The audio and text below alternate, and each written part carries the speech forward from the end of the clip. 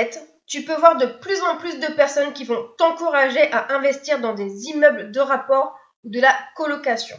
C'est vrai que ce sont des vraies niches et ces stratégies peuvent te permettre d'avoir une énorme rentabilité. Mais la question que je voudrais te poser aujourd'hui est la suivante. Comment faire un très gros rendement avec un salaire de 1200 euros? Pourquoi je prends ce montant? Car c'est mon salaire et c'est celui de la plupart des gens que je connais. Ils gagnent entre 1200 et 1400 euros net. Acheter un immeuble de rapport ou une maison me semble compliqué lorsque c'est ton premier achat immobilier et que tu investis seul avec ce salaire. Cette vidéo va permettre aux personnes qui ont un petit salaire de pouvoir envisager des stratégies pour réussir rapidement dans l'immobilier. Je viens d'une famille d'ouvriers et mon salaire n'est pas mirobolant. Cette stratégie, c'est aussi la mienne. Pour avancer rapidement dans l'indépendance financière lorsqu'on a un petit salaire, il y a deux stratégies à connaître. La première stratégie pour avoir un bon rendement, c'est l'achat-revente. Cette stratégie te permettra de dégager beaucoup de cash en peu de temps. Tu pourras utiliser cet argent pour réinvestir dans un autre bien avec un rendement important ou d'autres projets personnels. Avec un salaire de 1200 euros, ta capacité d'emprunt actuelle est d'environ 80 000 euros sur 20 ans.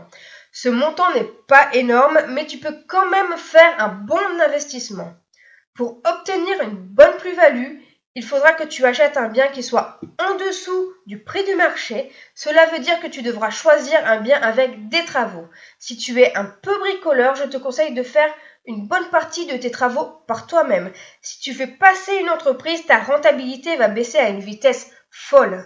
Je sais que les travaux peuvent faire peur à la majorité d'entre vous, mais avec les vidéos sur Internet et quelques bras, ce n'est pas si difficile que ça. Avec ce salaire, il faudra forcément que tu fasses des concessions. Faire des travaux par toi-même est un super avantage.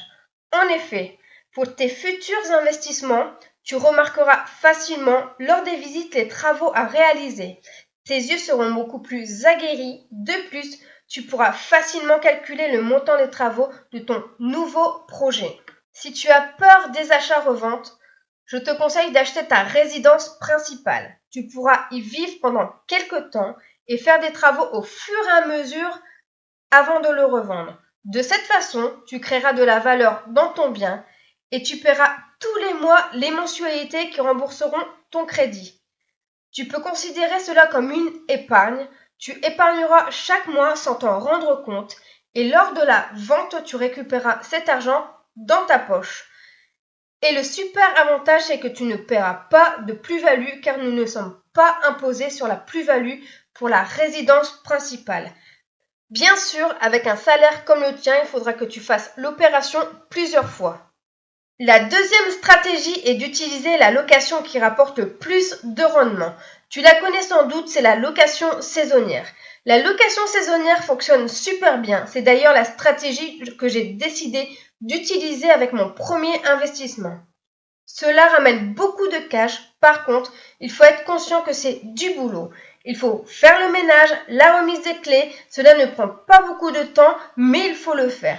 Avec un petit salaire, tu ne pourras pas faire gérer ton bien par un prestataire. En effet, ton salaire ne te permet pas d'acheter en centre-ville. Tu seras obligé d'investir juste à côté, mais pas dans le centre. Tu ne pourras donc pas faire des tarifs extravagants car tu auras moins de demandes. Mais cela ne t'empêchera pas d'avoir une très bonne rentabilité. Ce qui est important, c'est que ton banquier remarque que tu reçois chaque mois tes loyers. Il s'appuiera sur ce montant pour calculer ta capacité d'emprunt pour ton prochain investissement. Par exemple, j'ai fait calculer ma capacité d'emprunt avec mon salaire de 1200 euros net plus mes loyers. Sans mes loyers, je peux emprunter 80 000 euros sur 20 ans et avec mes loyers, je peux emprunter 115 000 euros. Cela vaut le coup de le faire pendant un an et après de changer d'exploitation si tu te rends compte que cela ne te convient plus. Tu peux aussi continuer d'investir dans l'immobilier grâce à la location saisonnière et avec au moins 3 appartements, tu pourras te permettre de quitter ton emploi. J'en suis persuadée. Si je fais une comparaison avec les deux stratégies, celle-ci est la plus facile à mettre en place. Il y a très peu de risques pour que tu ne loues pas ton bien. Comme je te l'ai démontré avec mes exemples, avoir un petit salaire n'est pas forcément une fatalité. Tu peux investir avec un petit salaire et avoir une bonne rentabilité. La seule chose qu'il faut, c'est être persévérant, car il est vrai que tu devras fournir beaucoup plus d'efforts. N'hésite pas à me dire dans les commentaires quelle stratégie tu préfères, celle qui te correspond le plus. J'espère que cette vidéo t'a plu. Si tu l'as aimée, n'hésite pas à la liker et à la partager à tes amis. Si tu t'intéresses vraiment à l'immobilier, je t'invite à télécharger mon livre Vérifier la solvabilité du locataire en cliquant sous le lien en dessous de la vidéo. Ce livre est gratuit, il te permettra d'éviter d'avoir des impayés, car le nerf de la guerre dans l'immobilier, c'est bien sûr les loyers. Et grâce à ce téléchargement, tu recevras à chaque publication mes nouveaux articles. Et moi je te dis à bientôt pour une nouvelle vidéo. Salut!